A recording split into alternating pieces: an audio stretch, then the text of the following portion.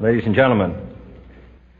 The very word secrecy is repugnant in a free and open society, and we are, as a people, inherently and historically opposed to secret societies, to secret oaths, and to secret proceedings.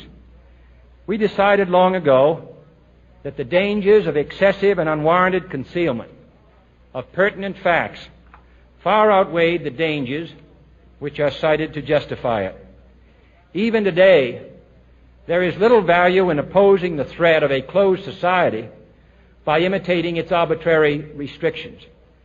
Even today, there is little value in ensuring the survival of our nation if our traditions do not survive with it.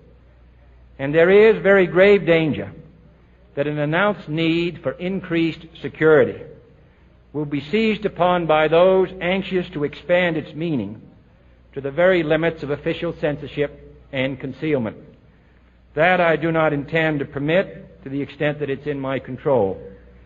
And no official of my administration, whether his rank is high or low, civilian or military, should interpret my words here tonight as an excuse to censor the news, to stifle dissent, to cover up our mistakes, or to withhold from the press and the public the facts they deserve to know.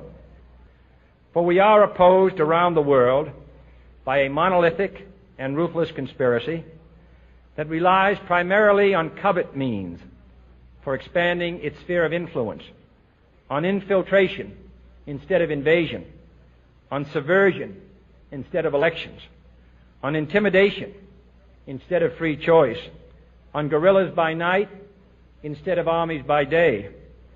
It is a system which has conscripted vast human and material resources into the building of a tightly knit, highly efficient machine that combines military, diplomatic, intelligence, economic, scientific, and political operations. Its preparations are concealed, not published. Its mistakes are buried, not headlined. Its dissenters are silenced, not praised. No expenditure is questioned, no rumor is printed, no secret is revealed. No president should fear public scrutiny of his program, for from that scrutiny comes understanding, and from that understanding comes support or opposition, and both are necessary. I am not asking your newspapers to support an administration, but I am asking your help in the tremendous task of informing and alerting the American people. For I have complete confidence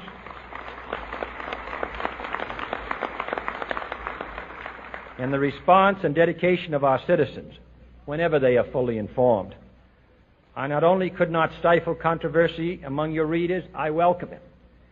This administration intends to be candid about its errors. For as a wise man once said, an error doesn't become a mistake until you refuse to correct it. We intend to accept full responsibility for our errors, and we expect you to point them out when we miss them. Without debate, without criticism, no administration and no country can succeed, and no republic can survive. That is why the Athenian lawmaker Solon decreed it a crime for any citizen to shrink from controversy. And that is why our press was protected by the First Amendment, the only business in America specifically protected by the Constitution, not primarily to amuse and entertain, not to emphasize the trivial and the sentimental, not to simply give the public what it wants, but to inform, to arouse, to reflect, to state our dangers and our opportunities, to indicate our crises and our choices, to lead, mold, educate, and sometimes even anger public opinion.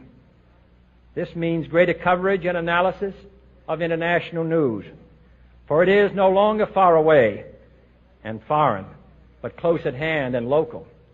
It means greater attention to improved understanding of the news, as well as improved transmission. And it means, finally, that government at all levels must meet its obligation to provide you with the fullest possible information outside the narrowest limits of national security. And so it is to the printing press, to the recorder of man's deeds, the keeper of his conscience, the courier of his news, that we look for strength and assistance, confident that with your help, man will be what he was born to be, free and independent.